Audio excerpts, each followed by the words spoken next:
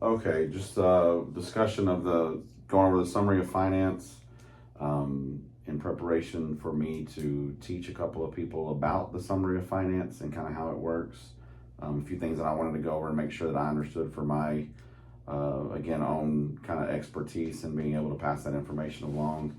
When looking at the summary of finance, there's the legislative payment side, or estimate, and then the district payment estimate. Just kind of make sure I understand the difference in those two things. One of those is a number that we put in, which is the district estimate. And then the legislative, where does that legislative number come from? So the legislative starts out as soon as the session's over, they start calculating for all 1,200 districts, charters included, on how they're going to pay out the budget, and that's why the legislative side of it becomes involved. And then through that process, they of course look at a district's history. We don't necessarily have to put those numbers in. They'll capture that data through PEMS and put it in themselves, and it appears from the legislative side every year, regardless of whether they were in session that year. It'll start showing up in July, August, and that's because we kind of hit on it earlier with what's our fiscal year. Because we're July 1 to June 30th fiscal year, we kind of have to guess ourselves through the use of the template instead of the summary of finance. So legislative side comes out, it'll always match the district side when it first comes out in August. We had to set our budget back in June, so we line up our numbers from what we budgeted using the state aid template with the summary of finance. A lot of people will say don't pay much attention to the summary of finance because it's not necessarily as adjusted in your numbers as what the state aid template would be. Because we've had so much trouble with putting in an accurate number on our ADA, I pay more attention to the summary of finance. So all the different versions that come out with that, I'll compare the first one for what we set our budget on back in June, whereas the September 1 to August 31st fiscal years have an advantage that it's pretty well set and they know what's coming if their ADA's accurate from the previous year. So a district that doesn't grow very much or stays steady each year, it's very predictable, just because the formula hasn't changed much in the last 5 or 6 years. So as the year progresses, that legislative side remains the same, but after our fall submission of our PEMS, which we're doing right now, and then that's all going live. That's a whole other conversation. So used to, you'd have a fall submission one time, that's your snapshot.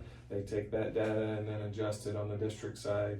And then you just have to pay attention to how they adjusted it.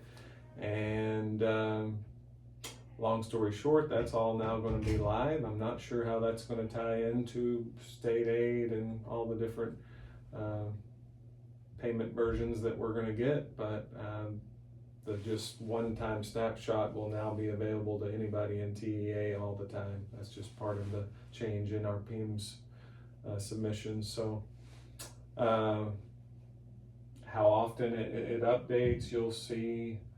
Are you going in and versions. making changes, or that's all happening? No, yeah, I'd have to call. So you've heard those conversations at our board meetings with Dr. Wiesman and I, our conservator. We received our first payment. We're payment class 1. We received 10 payments throughout the year. We do not receive a payment in April or August. No payment class 1 district does. That's all based on your wealth. We're very heavy on the state aid side and all of the items that are in the summary of finance. So because we don't get much tax base. Right. If it was flipped, they might do 2 or 3 a year payment because the majority of your revenue for the year is going to come in from your tax base. Right. So a lot of urban areas that have a lot of commercial and industrial type stuff, they'll only get a couple of payments per year from state aid. Because starting in next month, December, all the way through March, those payments will just start rolling in, and then that, if it's 10 million or 100 million, they're getting that all at once in a 3-month window, and so they may just get a state aid payment in the summer and okay. to supplement sometime in the fall. Right. So, Okay.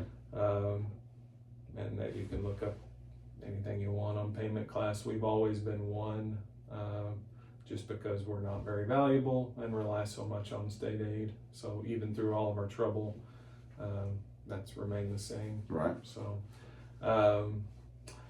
back to your original question, do we adjust it? That's a phone call away. So we've already started receiving. We received our first payment about 5-6 weeks ago. Received another one in October, about a week ago.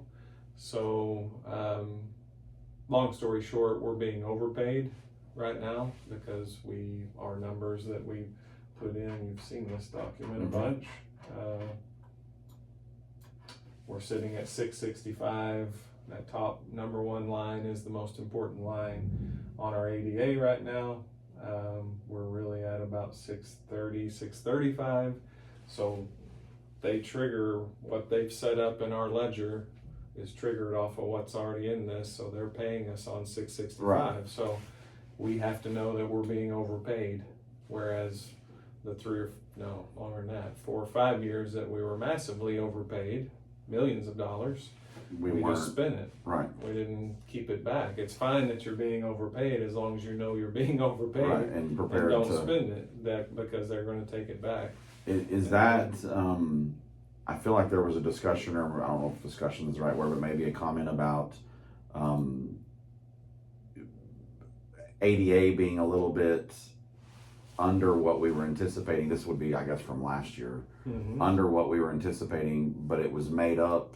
The payment still kind of leveled itself out. Yes, that's an excellent point, and part of what your tier 2 is going to be, because where weighted ADA comes in is how you can make up for that in all your different programming.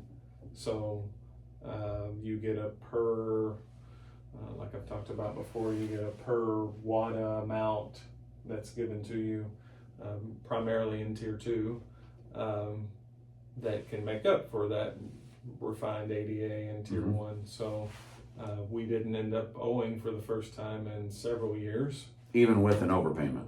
Right. Correct. Even with an overpayment. It's not an exact science of this is your ADA. In the end, you're 30 kids off, so you're going to get that allotment times that many kids. Yes, sorry. Long story short, we made up for it for our programming. And that's primarily in tier 2, where you get specific numbers. That's going to be like CTE type stuff, special populations. Yeah, so in the summary of finance document, our guaranteed yield is 49.28 per WADA. That gave us about $100,000, and then they have to take into consideration all of your M&O collections. So it's all a balancing act. You've heard that analogy 1,000 times. If we were getting a lot of tax revenue, our state aid would go down. So it's the same thing with your programming. If you have a lot of weighted programming within tier 2, and our tier 2 tax base is 11 cents.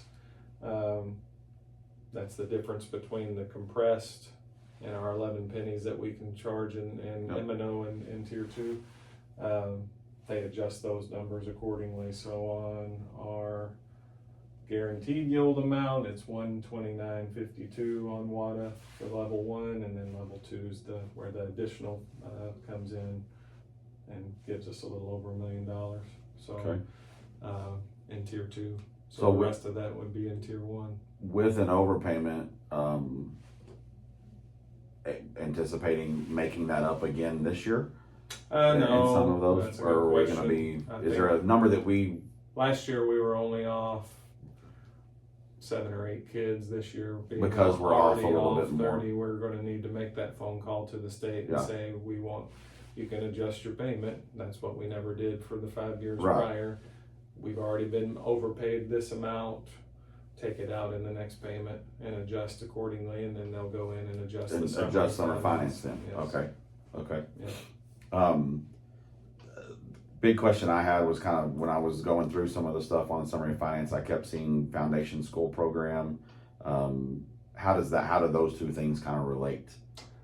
I don't know if that's Anybody the that right question really, but anybody that receives state aid as heavy as what we do, that's the majority of our funding. It's about just under about 75%. So that the majority of that state aid is just through the foundation school program. Okay. Yes, and based entirely on your ADA. So when you're in, like we talked before, when you're in looking through all those documents, state aid documents that the public can go on and get anytime they want, the summary of finance, you can look at it don't even have to be through the summary of finance, you can just look at the foundation school program payment schedule, and it'll give you the exact amount that you're going to be receiving every single month. So if you wanted to see what ours looked like compared to somebody else's, that a good comparison would be finding a district that has heavy industrial in their district but is similar to our size. You'll see that their foundation payment is not as much. Way smaller because we don't have anything here. Because they're getting that tax base. Right. Okay. You can compare those two numbers on a population of round numbers 700 kids. Somebody similar in our district that maybe the oil field's booming or whatever's going on, that foundation payment, you'll be able to tell what their wealth is without ever going to the appraisal district or any. So is foundation school program where like used to Robin Hood and all of that? Yes, that's where it would that's be. Where that You're making too much money other within your ways. District. You're getting very little state aid and all the different triggers that would provide So that. we're taking that and sending it to somebody else. Okay. Do you want to designate where it goes, or do you want the state to decide for you? And I think you can still designate where it goes. We talked a little bit about as the funding changes and knowing that, like you said, there is an overpayment that's specific. Is that common in other districts that you know of?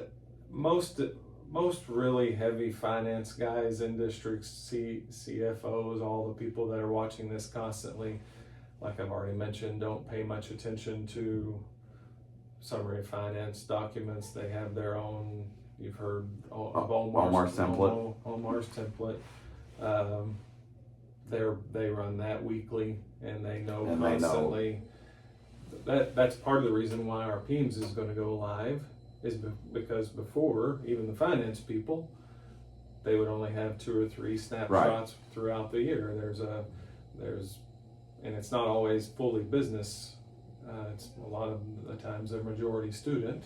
So fall has a little bit of business in it. Same thing in the winter, same thing. So they're just getting those captured datas throughout the year, and then they go back to their template and adjust it.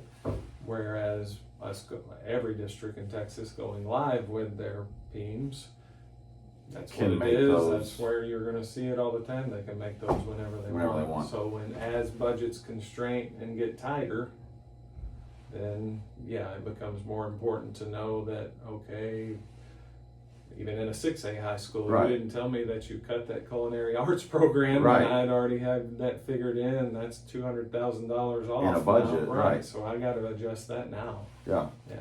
Okay. Otherwise, that shortfall is going to be huge. So ultimately, that's what it's all about. Like you said, a balancing act of adjusting and adjusting. Often, the more you adjust, the better at the end of all of this, come June 30th, we're going to be. Yeah, you see different versions of near final, all that settle up process that will take sometimes a year or two. For us, it has been, because we've got a payment plan going with all of our overpayments. So I'm kind of interested in knowing how that'll play out. We made the second of that payment plan back in September, but how they'll finalize our documents when everyone else. There's 2 or 3 districts in the state that have that type of payment plan Right. going, and I don't know that we'll ever be final on Right. on settle up for us at the end of each year. So, but long story short, yes, it comes down to your special populations, your special programming, And we've accurate already numbers talked and all of about those. keeping those accurate numbers, and there were some misconceptions for a long time that we're actually being paid on last year's numbers. No, it's what you're doing right now. Right now, We're still technically open for 23-24 because they're still gathering data to adjust that final number of what was actually paid Right. for you. But it's right now. So those numbers that are in that summary of finance, deal with it live and in right person. now. Yes. Yep. Yeah. Perfect. Well, I appreciate it, and I'll. Title money as a final note, we get very little. Yeah. Our economic, it's based. That's all based on Economically economically disadvantaged population. We have less than 20% in this district now. I wish it was more. As you and I have talked about, ESSER kept us afloat for a long time. Yep. And kept us about 2 years out of trouble because we were able to use that pretty well free reign. Yeah. As long as we met certain qualifications on what we were pushing it towards. allowed us to push. Yeah, the majority of it went to salaries. Right. So Right. that's how we were overstaffed, and then didn't adjust when that money When it ran out. Yes. Yep. So got us into a position that we're still crawling out of, but we'll get there. Absolutely. Well, I appreciate it. Yeah. And thanks. Okay, so we have Miss Love and Miss Leverett here to discuss the summary of finance and how it applies to school finance in general. There's several things that go into developing a budget, not only developing a budget, but also setting a tax rate for a school district. I had a conversation with Mr. Ballinger that talked about kind of the differences of setting that budget versus, or setting that tax rate versus making a budget, and kind of how they were related. And then in that conversation, we discussed the summary of finance, and that's how I decided to go ahead and this would be a good opportunity to explain this and kind of how that works with the summary of finance and that budget development. First thing, when you look at the summary of finance, you're going to see there's 2 columns. There's going to be a legislative payment estimate and a district payment estimate. The legislative payment estimate comes out and is something that, based on the history of the school district, it's exactly like it sounds. It comes from the legislature. They put in, is this a growing district? Is it not a growing district? And they have a kind of a number that they put in as far as student enrollment. And then the district has the opportunity to go in and put in a number as well. When they first put in those numbers in the beginning of the process, as far as the budget development process, it's kind of like taking a guess at what that enrollment might be. And then all of those numbers change based on ADA, which is average daily attendance. That's why attendance rates are so important of getting kids. You can say this is the number of kids in our district, but then actually getting them here on campus or at the different campuses in a district is what's so important and what we're truly paid on, so to speak. So that district payment number or payment estimate is the number that can be changed. Oftentimes, established school districts, those numbers will stay relatively the same even from the beginning processes of or beginning of this process. You'll see that those numbers are relatively similar within a few kids or a few students. And then as many times as a district wants to, they can go in and make adjustments to those numbers. And we'll talk a little bit here in just a second about why it's important to adjust those numbers and to see exactly what that state aid is going to be. That's really what the summary of finance does, is determines a school district's state aid. It is not ultimately the number that it shoots out at the end of all of the calculations and things that go into it. It is not the number that's going to be the budget or the number that's going to be all 100% of the finances or the money that a school district will receive. There's a couple of times that you really want to make sure that you're getting into the summary of finance, especially if you're an established school district. You may only do that once or twice a school year because there's not much change.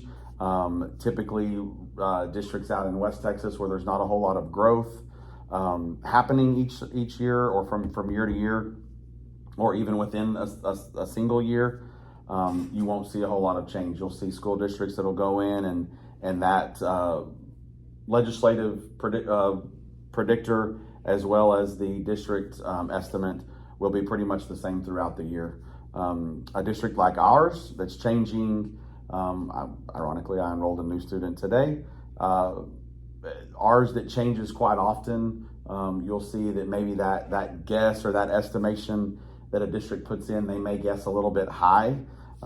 As you both know, we've been in some financial concerns over the last couple of years. That's essentially what was happening, was that state aid calculator or the summary of finance.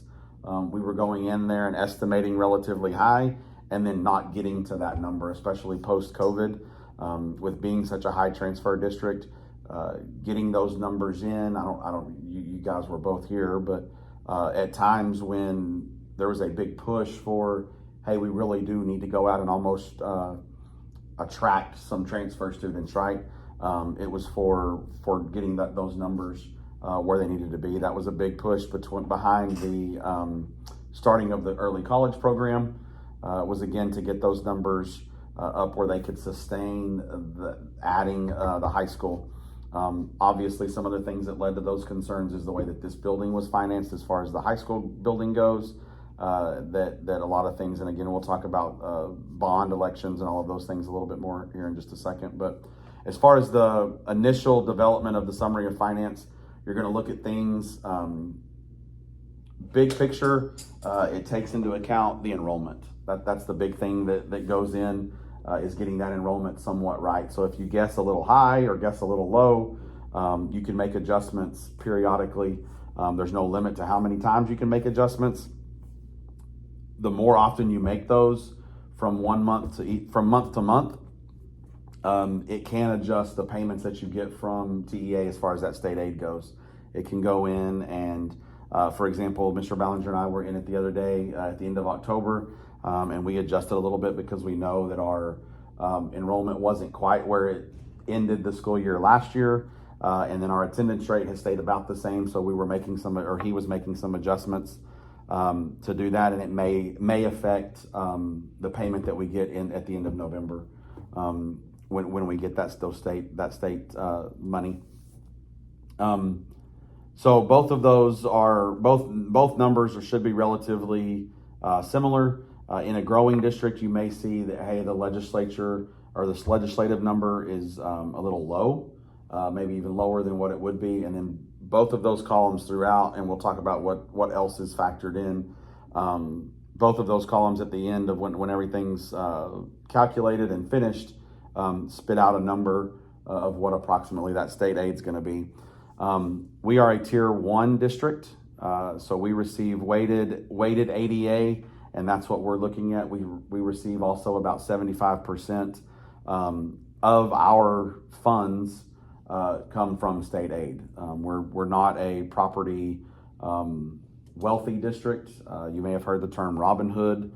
That's where districts that are in an area where they're receiving the majority of their funds from property taxes or from other funding sources besides state aid, then they're considered property wealthy, and then you'll see that they can designate where some of that additional money goes, as far as or the state can determine where they're going to send some of that excess funds.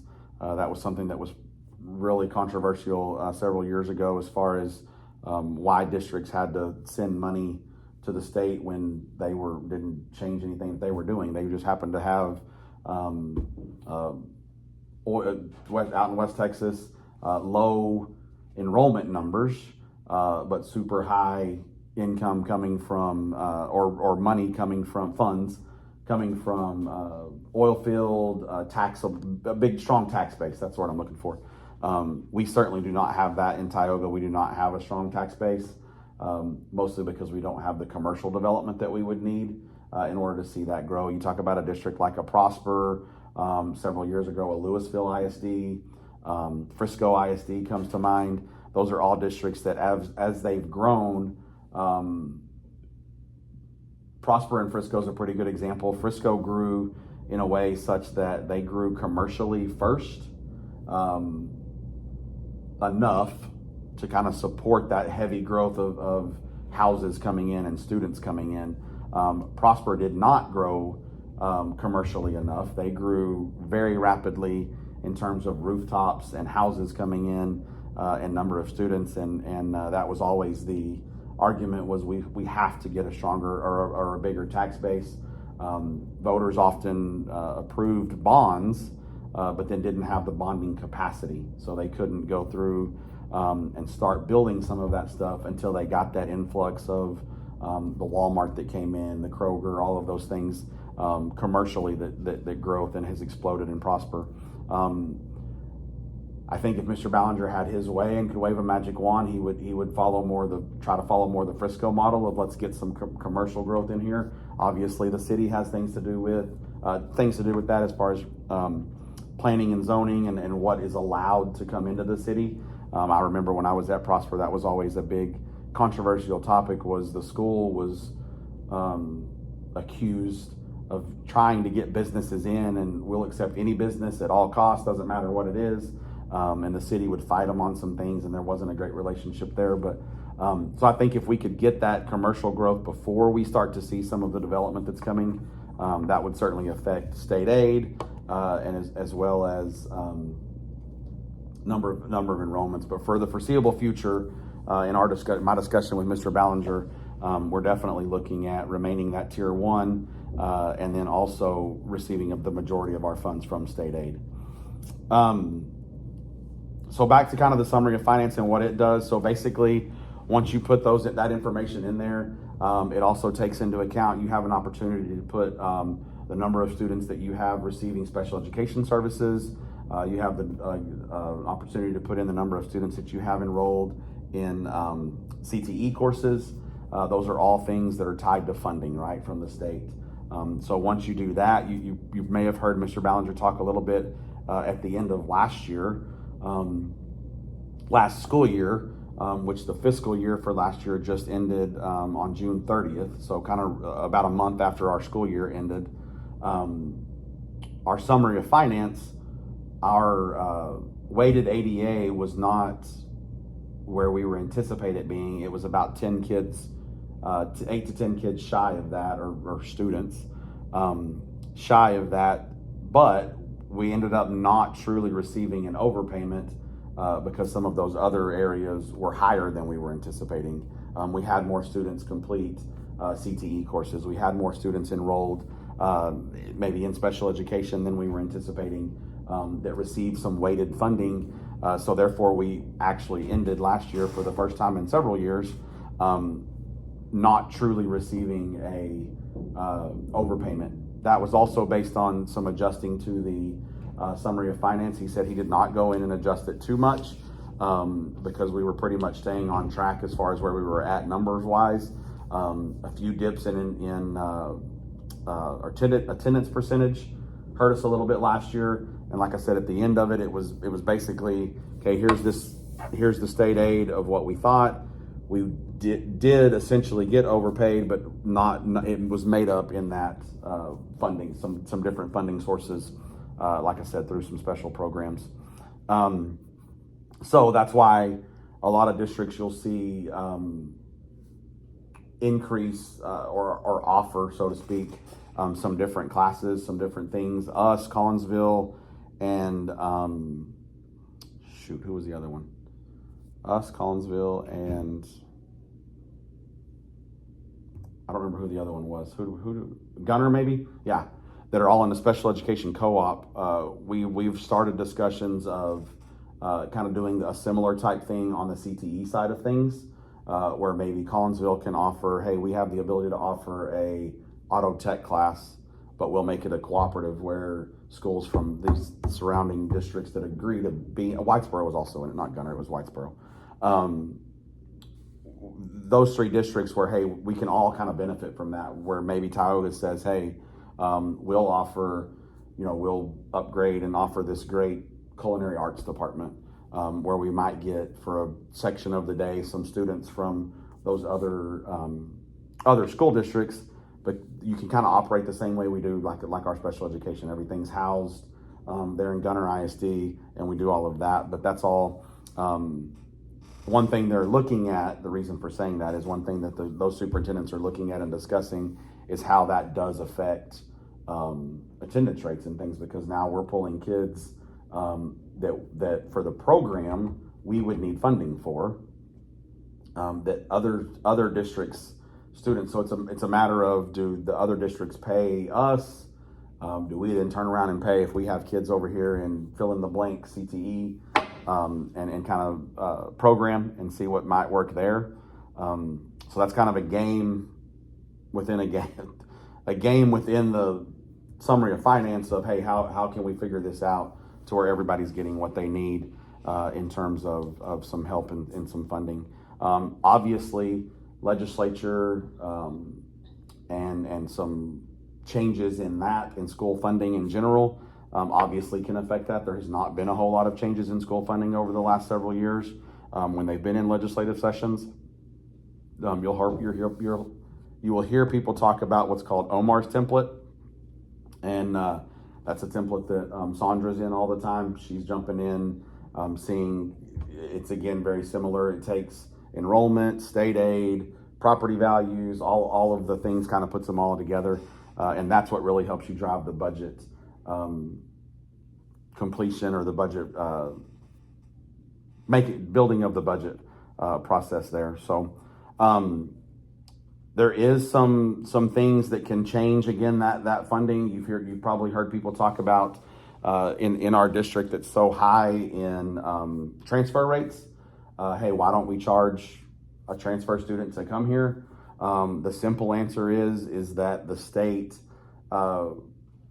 it's not exactly dollar for dollar, but let's say we charge $1,000 to come to school here, because we're obviously not getting any of the property taxes from about 60% of our kids. Now we get their state aid because they're bodies in seats. But if you charge a student to all, so we're take my son, he's a transfer student. If it then costs him, say, $1,000, and we're getting, say, $5,000 for him being here, and the state says, well, wait a minute, but you're also charging him $1,000, we're going to adjust that. Again, maybe not dollar for dollar and say, oh, we're only going to give you $4,000 for each of your transfers, because we know you're getting $1,000. But they're not going to let you win, right? And say, hey, you get double payment for Kyson Kirkland because he's a transfer and he's a student there. You're going to kind of get not one or the other. Again, it's not dollar for dollar, but that's a big reason, because then also you turn around and say, well, we're going to charge you to be here. We would also see a decrease in students that wouldn't equate to the funding that we would lose. That was a big conversation, mostly questions asked by our transfer families. Hey, are y'all fixing to start charging, when we started going through some of the financial concerns and budgetary concerns that we were in. Most of that has been offset a little bit. Like I said earlier, the biggest reason we were in that is because we were guessing high, and we weren't getting to those numbers, and we weren't just guessing a little bit high. And so when we were guessing high and then not getting there, we knew there was going to be an overpayment due, because the state, if they overpay you, they want their money back. So we knew we were going to have to pay some of that money back, and we weren't making adjustments, which is totally allowable, right? To go in and make those adjustments. It's also allowable to not, and just take your overpayment and move on with life, and know that you have to turn around and give it back. That's the other thing Mr. Ballinger's done a really good job with, is going in and being in the summary of finance and deciding with conversations with Sandra about how he can go in and where we're at on the budget. You'll see I should have brought it. It's Dr. Wiesman, our conservator, actually built it, but it's basically a document that says, hey, we're about 25% of the way through the year. In every budget function, we should have spent about 25% of what we allotted. Obviously, there's some things, especially the instructional allotment. The start of the year is often when that occurs. You're either doing curriculum type stuff or renewing subscriptions. So that number may be, hey, we may have already reached 50% of what we've allotted in that area. But in other areas, we may only be at like 10, 15%. So we're in line, and you'll see, you'll hear her talk about adjusting those numbers as well, so that at the end of the day, or the end of the year, we know we're being overpaid. Actually, as part of our TEA agreement to pay back some of our overpayment over the next 5 years, they actually encouraged us to go ahead and anticipate getting overpaid again. They said, guess a little high. And again, not 100 kids high, but guess 25 kids high. And as if we continue to get transfers and continue to get more students, you may get there, right? And then there's not the overpayment, and then you're really in good shape. But that combined with knowing that overpayment is there, and knowing that at the end of the fiscal year we're going to have to have a pot of money left. Also having a superintendent and board that agree without a doubt, and a conservator, she's driven a lot of that, is there needs to be a increase in our fund balance. So that's money that just kind of sits there, emergency rainy day fund, if you will, kind of sits there and is not necessarily earmarked for anything specific, leftover, if you will. For years, I would assume, well before any of us were here, there was not. It was that's our budget, we're going to spend it, we have it, we're going to spend it. That is very common in a fast growth district. And pre-COVID, we were growing super rapidly. Whether it was in true numbers growing very rapidly, we were doubling in size. Maybe not doubling, but getting really close to that. I think when I looked back, 17, 18, 19, right after we added grades 9 through 12, we grew at a very rapid pace. Couple of those years, I think we actually did double in size. But that was expected because we had added grades 9 through 12. We had the early college, high school, all things to attract families, right? Attract students. Now we're not going to be in control of some of that growth. So it's important to know that, hey, we've got to get those numbers right and be where we're at. The other thing that I think we'll see an increase of in the next couple of years is some title money. Right now we're less than 20% economically disadvantaged. That's got its pros and cons. Obviously, we know some of the struggles that come with the increase in economically disadvantaged. But we also know that on the other side of that, there is some funding that comes with it, or there is some things that can come with an increase in those types of programs, Title I, and all of those things. We're also what's considered payment class 1.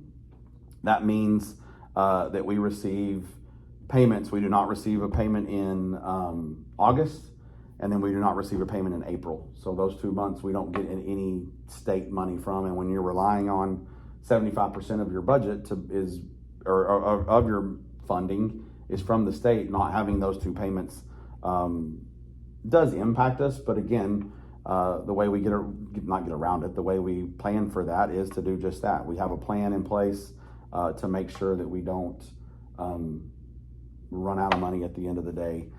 We did not have to go get a TAN note this year, a tax anticipation note. That's basically a loan saying, hey, we're anticipating getting this much money from property taxes, and a bank loans you the money based on that. So it's all super interesting to me. My hopes and dreams are maybe one day to be like a CFO in a district. I don't know that I would necessarily want to wear the many hats of a superintendent, but to maybe be the one that kind of sits back there and crunches numbers and does some of those things, I think would be pretty interesting. I know that's probably not would be interesting to the two of y'all, but Not even a little that, bit. I learned a lot from what you just said. that would be something that I would enjoy doing. So it all kind of starts with the summary of finance. Some districts spend a ton of time in it. Some districts input their numbers once, go back if there's any adjustments, and then move on. There's about 3 times that the legislature, or the it's called the LPE, the legislative payment estimate, is going to change, but not very often. And again, it's all based on state aid and what they're getting. So that was kind of a fast and furious explanation of the summary of finance. I appreciate y'all listening to me. Any questions or anything? Any comments that came up? I have a question. Yeah. So you talked about how if you get overpaid, then you have to pay that back. Is there a scenario where you could get underpaid and then does the state then make that up? So, Or is that your fault for underestimating? so that's where typically what would happen in that scenario is maybe you were a little bit underpaid at the start of the year. So based on the 10 payments you're going to receive, maybe the first few were a little bit under. They would typically make it up during the year. Does that make sense? Mm-hmm. So still make it up. At the end, when all's said and done, and that's a good question. I'm gonna have to go back and get the exact answer, but it's my understanding that at the end, if we haven't been overpaid, we had been underpaid and we haven't made up for it yet, then there's not hey, we're gonna, for next fiscal year, we know we owe you $200,000. I don't think they say, here's your $200,000. I think they say, hey, you had an opportunity back 2 or 3 months ago before your fiscal year ended to make those adjustments, and you chose not to. Likewise, if we for some odd, this actually came up in one of my previous classes, Hurricane Katrina. Obviously, there was an influx in several districts. Louisville ISD was a big one. Grapevine too. Yeah, both got huge influxes of students, and those are already at that time fairly large districts. But yes, they needed to go into their summary of finance and say, wait a minute, we just got, we're talking thousands of students to some of those districts. Not if my individual campus, it was like hundreds. Yeah. So here, if we had between the two campuses 10 kids enroll from August 1st to June 1st, is it going to make that big a difference? No, but we're going to go in and make those adjustments. Yeah. 10 kids on a number that we know we're getting is high, we don't really have to adjust because we're going to get there. Yeah. But you talk about all of a sudden, wait, Collinsville shuts down, which is not going to happen, but they shut down and we get 600 kids. Yeah, we're going to, and I think Hurricane Katrina is probably an extreme example, but I do think there was state funds that went regardless of whether they did adjustments on the summary of finance or not. Okay. So I think that was before I was same. even thinking about administration or anything, so I'd have to look into that. But yeah, good question. They certainly gonna get their money back. Because that's. But are they gonna say, "Oh, you missed it, so we know you missed it"? Yeah. If you just missed it and don't ever go in there and change it, it's my understanding they move on with their life and don't say. It sounds a lot like you're filing your taxes. 100%. If you're supposed to get a return and you never filed, they don't care. Right. But if you owed and didn't file, yep, exactly right. Well, I appreciate it. Thank you. Thank you. Okay, back to talk a little bit about the summary of finance after I went over it with some other people and talked to them about that. They had some questions that kind of came up. Overall, it was a really good conversation, very insightful for them as far as where some of that state aid comes and all of the things involved in budget, especially over the last couple of years in our district. That's been kind of a topic that I think other people have educated themselves on a little bit just to be kind of in the know, and so I think it was very beneficial. One of the questions that came up was, we talked a lot about in our last meeting, we talked a lot about the overpayment and the state adjusting the following year based on that overpayment. Question that came up was, what about if a district's underpaid? Kind of what does that look like? So same thing. If you're if you're underpaid because your programs are heavier in one area that's weighted more, that's a good thing, obviously.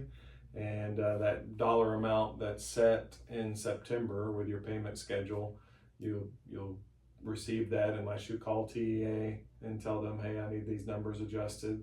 They'll somewhat adjust it throughout the year. Like I said last time, around this time of year, once fall snapshot comes into play, they'll jump it up some, but you pretty well got to look out for yourself when it comes to what you're expecting on your programs.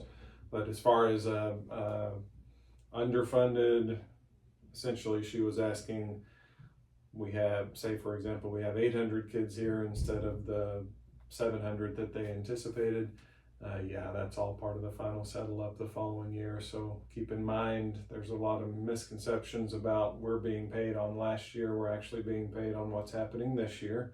So as that adjusts throughout the year, at the end of the year, once that summer PEMS goes in, everything based on that, then in September they'll say, whoops, we owe you this amount of money based on what you earn, basically your entitlement, and give that to you all at once. So if you go in and adjust accordingly throughout the year, they adjust accordingly throughout the year. They pretty well adjust it for you. Like last year, we received a pretty sizable amount, several $100,000. Other districts, millions of dollars, because of the new homestead exemption. Okay. Yeah. When it jumped up to $100,000, that offset some the balance of local revenues versus state aid. We're a very heavy state aid district, whereas other districts are local based, local funded. That's all part of recapture and right. The old terms Robin Hood, that if you're a property wealthy district, then your local revenue that you generate is worth more than your tier 1 entitlement. So they just basically say you're self-sufficient, and if you have too much of it based on your tier 1 entitlements, then you send that away.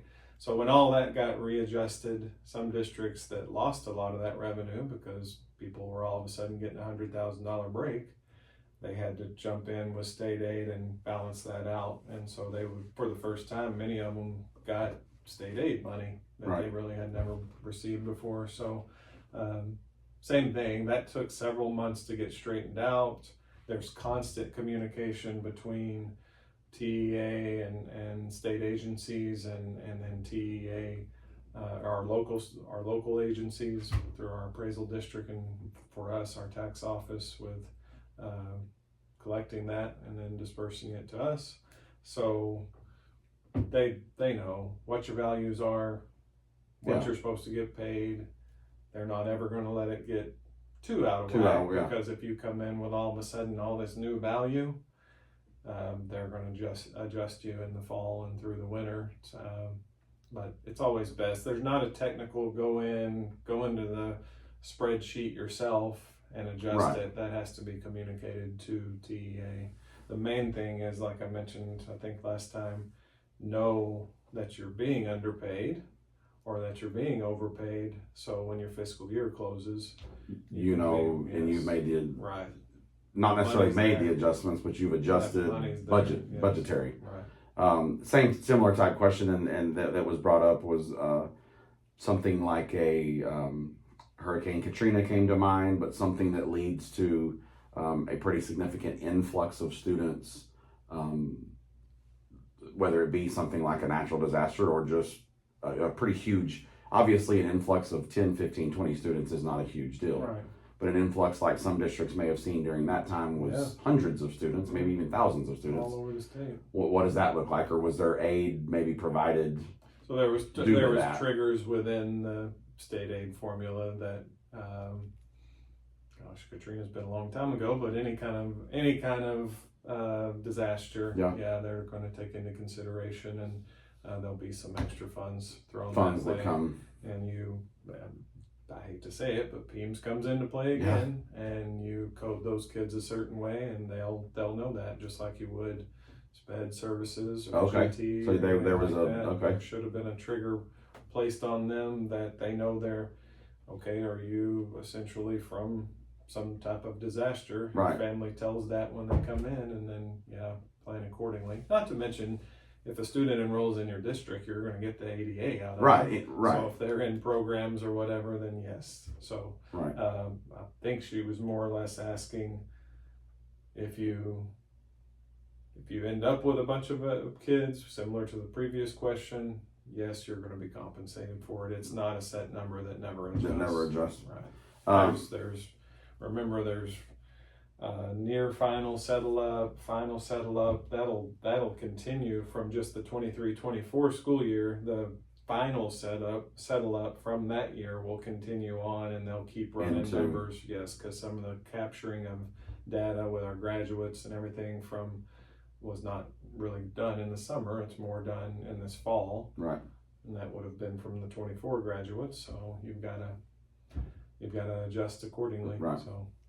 And then kind of the last thing we talked about was because we're such a high transfer population, the debate, I guess, if you will, has been there, or the question has been risen about charging a transfer fee. We obviously don't. Part of the reason is because there's not really any benefit because the state then adjusts their funding, correct? Yeah, they'll adjust. It's not dollar for dollar, but they'll adjust it some. That you have a per student allotment that you're given, and that student is certainly worth every penny of that, depending if it's just the general ed, roughly $6,000. Right. If they're in special programs, you're going to get more out of them. If you wanted to, if your per student amount to educate that our students here, and it's different all over the state, say that costs $8,000 to get that accomplished. It's kind of a low number, and you only get $6,000 for round number sake. You only get $6,000. You could charge that gap, and I don't think it would. And that would not. Okay. Right. I don't think that would be worked out in the end. Right. But one of the first questions they ask every year is, yes, do you charge a transfer? Right. And they know that information. So. If you wanted to charge, say you wanted to charge just because you wanted that revenue stream at the first of the year, you wanted to charge $3,000 instead of the $2,000, which was the gap. Yes, they would adjust accordingly on that. On that end. Yeah, Okay. On that Okay. $1,000. Yeah. Are there districts similar? Are there districts that are pretty high transfer like we are that do charge? I don't know that I've ever really heard of one. It was pretty popular when I first got into administration. Yeah. Everybody did, and then they started adjusting Yeah, the state aid figured it out. template and said this isn't worth it. Right. You want the people as they go back to their home district and Right. talk to the people that they associate with, or one time did. They're going to bring in more, and unfortunately, that is what got us in trouble. We've addressed that Yeah. numerous times. Yeah. We grew population-wise through transfers, and we didn't have that revenue stream coming in locally. Right. So yes, we were that's how we got so out of balance with, we're much heavier on the state aid side than we are values. We just don't, we have a sizable population for a district this size, and Right. in a rural community, there's just no value here, so we have to rely on that state aid. Yep. Yeah. Overall, thought it was interesting to me. Like I kind of told them the other day, CFO type business office is where, not anytime soon, but where I kind of see Yeah. Your math mind would my- help with that. Yep. expertise, if you will. But Mhm. anyway, Yeah. appreciate There's it. a lot out there. There's, like I tell everybody at board meetings and everybody else, that TEA does a good job. If you want to get buried in information, they don't hide anything. Yeah. There's a lot of advocacy people out there that say they should have the open books, and they do a great job of pushing out anything that you ever want to learn Communicating about. them, yeah, all that. Their documents on their website are pretty extensive. You can Yeah. get Oh, spend a you lot can of get time buried in them in for sure. Yes. Yep. For sure. Yep. All right. Well, I appreciate it. All right. Thank you.